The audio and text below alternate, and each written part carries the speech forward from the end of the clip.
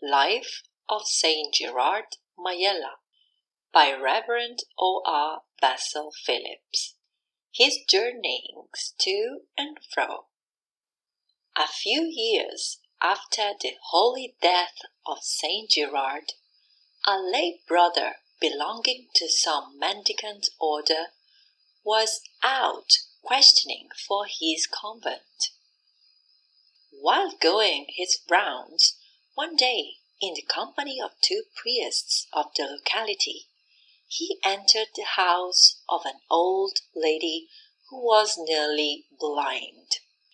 When she asked who her visitors might be, and what was the object of their visit, one of the priests replied that it was a brother come to beg an alms for the support of his monastery.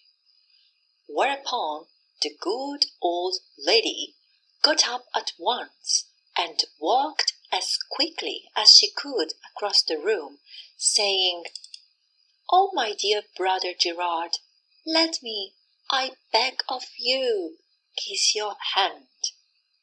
The astonished brother had now, of course, to explain matters. It was a case of mistaken identity. Brother Gerard had died some time previously. "Brother Gerard dead? Brother Gerard dead?"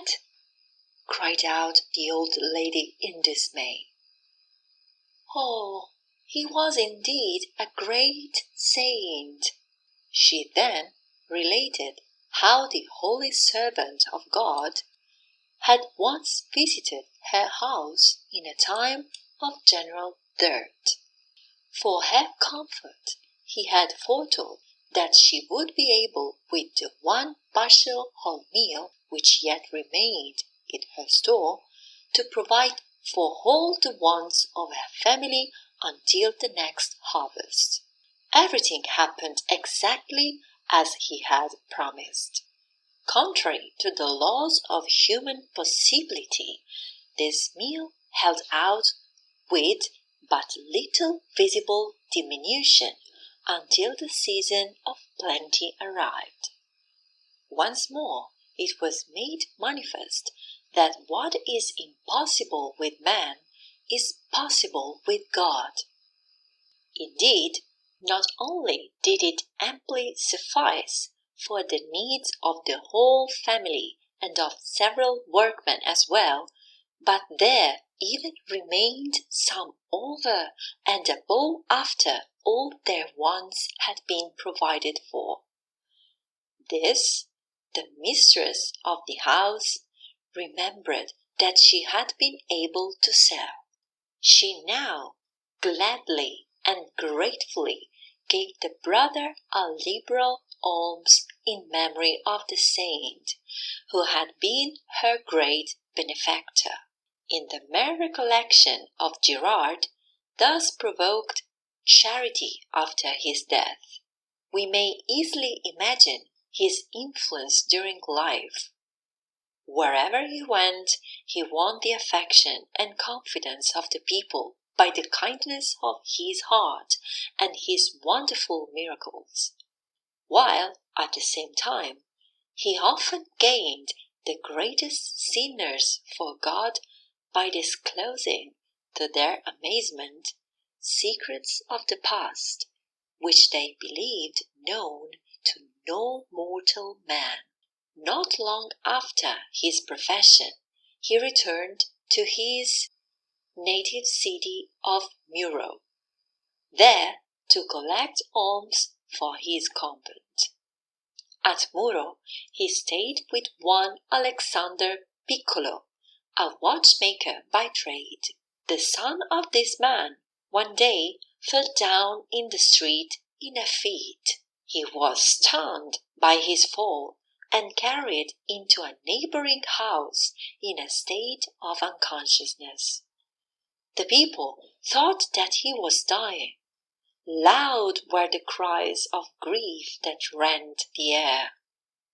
As soon, however, as Saint Gerard appeared upon the scene, all was changed, quietly saying that it would be nothing, he knelt down and made the sign of the cross upon the boy's forehead, who that instant was seen to rise without delay or difficulty from the ground, restored to a perfect state of health and strength.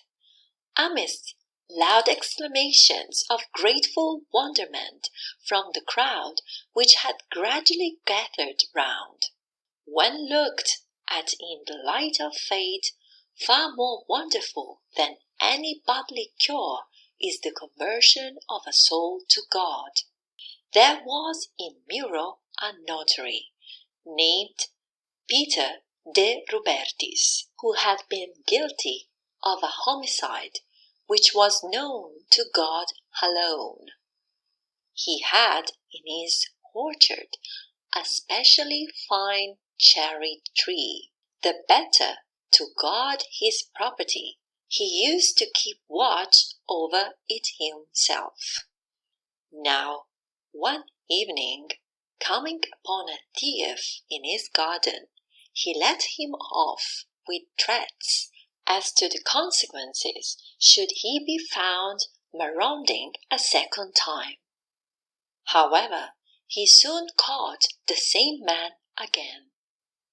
Once more he restrained his anger, but when emboldened by impunity, the thief returned anew. It was too much for de Rubertis to bear.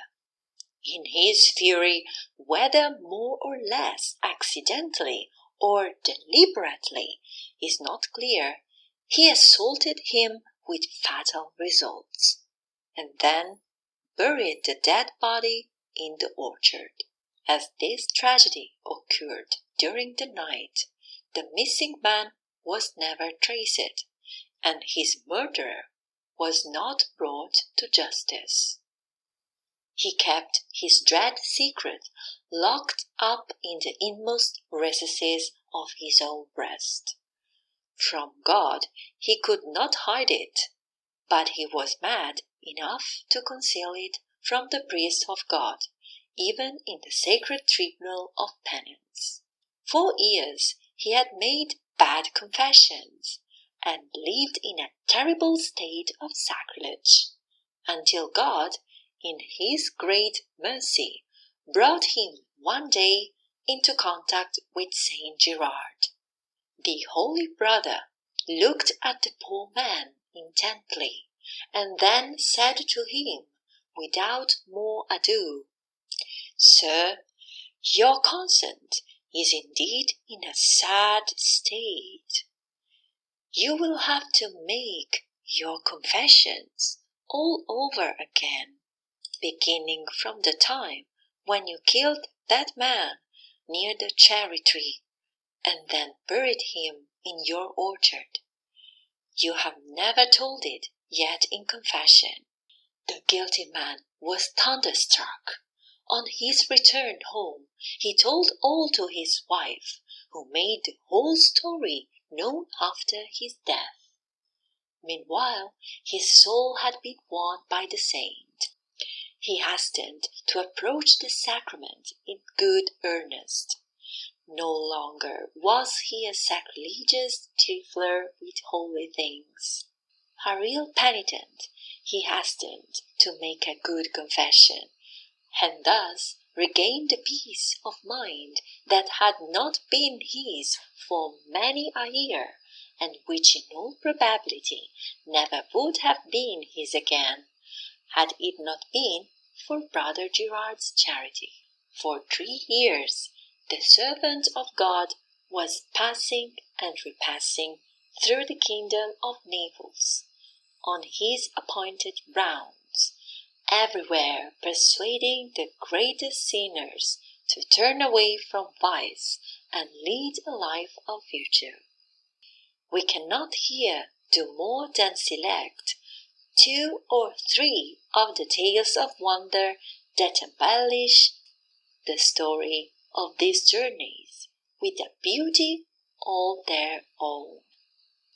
Saint Gerard was deeply steeped in the true Franciscan spirit, and we find him, like St. Francis and St. Anthony, often calling to his aid the services of his brothers the animals, who, whenever there was question of causing sin to be avoided, or of teaching some deep spiritual truth, seemed almost to be endowed for the moment with the gift of a reason at his word.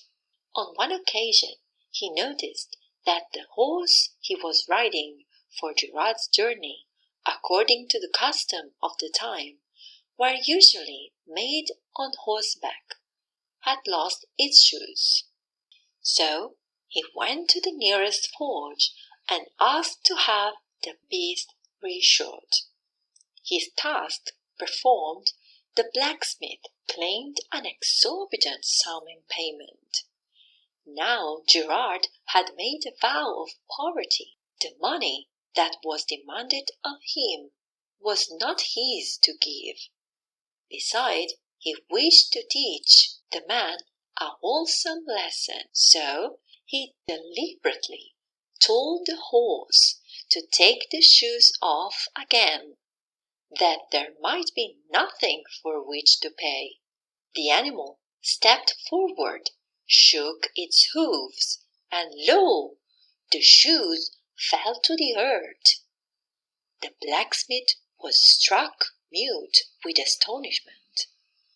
But after a few moments, as he saw the figure of Saint Gerard riding away on his unshod steed and gradually disappearing in distance, he called out loudly, "Gerard, Gerard, will you come back for one instant?" Brother Gerard, however, was not thus to be brought back. He proceeded quietly on his journey. The servant of God had but to call the little birds, and they would come flocking round him and perch on his hand. We are told that the young nephew of a certain priest, Don Salvatore by name, had a bird given to him which he kept in a cage in his room. Gerard, pitying it in its unnatural captivity, opened the cage and let it fly happily away. But as the child began to cry bitterly at the loss of his pet, Gerard went to the window and called out, "Come back, little bird, come back! The child is crying, he wants you." Back came the little creature, obedient to the voice of Gerard, who restored it to its owner. On another occasion, when on his way to Corato, the saint met a small farmer who was in great distress. The field mice were destroying all the produce of his land, on which he was absolutely dependent for the support of his family. Saint Gerard's tender heart was filled with compassion for the sad condition of these poor people. Accordingly, he asked the farmer whether he would prefer the mice to die, or would he have them to go elsewhere. "Let them all die," was the decisive answer that came without a moment's hesitation. "Very well," assented Gerard. He then raised his hand and made the sign of the cross in the direction of the field. That same instant its surface was strewn with dead and dying mice.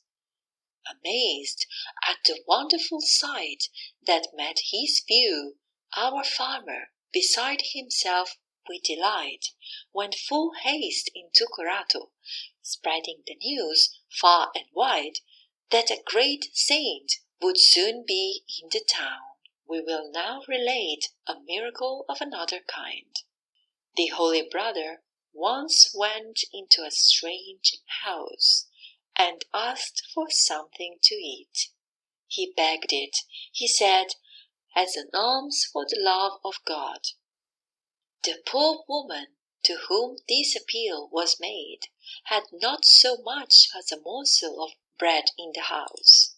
Like the widow, of whom we read in the scripture story, she had only a handful of flour. This she had just brought home from the mill. So she told Saint Gerard that having nothing for herself, she had nothing to give away. What? You have nothing? And that bin is all full of bread. It is empty, persisted the woman. I have not so much as a piece of bread in the whole house. Gerard, however, persuaded her just to raise the lid of the bin. There was no room for doubt about the matter. It was indeed full of most excellent bread. We will conclude this chapter with the quaint account that had been handed down to us of a famous conversion effected by our saint.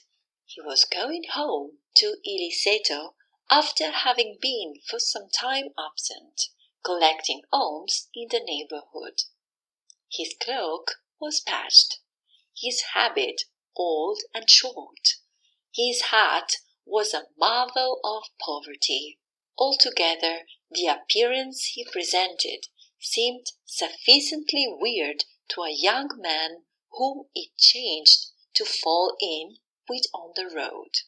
The thought suddenly flashed across his mind that Gerard could be no other than a wandering gypsy, dreaming of little save acquisition of gold and silver. It also occurred to him that he had met an adept in occult science who was searching for a hidden treasure. Oh, if I could only share his secret, he thought within himself, then perchance I might also share his treasure. Straightway he accosted Gerard. Perhaps, sir, he asked bluntly, perhaps you are a wizard. Perhaps I am, perhaps I am not, was Gerard's reply. Confirmed in his singular misunderstanding by this evasive answer, the young man now boldly made his request. If you are searching for a treasure, he said, I am most ready to help you. Let me offer you my services. But questioned Gerard, are you a man of mind, and a man of courage to boot? Little do you guess all that I am, answered the stranger eagerly, and then followed the sad tale of a life of sin, with the final avowal that it was full 6 years since the unhappy being had last approached the sacraments. Well, well, chimed in Gerard, you then, without a doubt, are the very man for whom I will now most gladly seek a treasure. Only do as I bid you, and the treasure is yours. So together they walked, deep in conversation, until at last they reached a forest thick with brushwood. Gerard was the first to enter.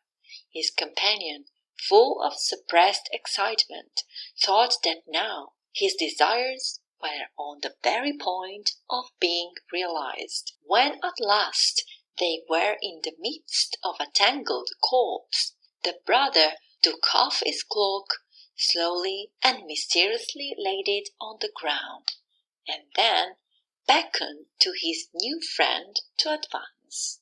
The young man began to quake and tremble with fear. Every shadow cast by the trees seemed to be a living form. Every moment he expected to behold an apparition of the Prince of Darkness. Gerard saw that his opportunity had arrived. Suddenly he took out his crucifix, and holding it up before the eyes of the astonished lad, said gently, Yes, I promised you a treasure.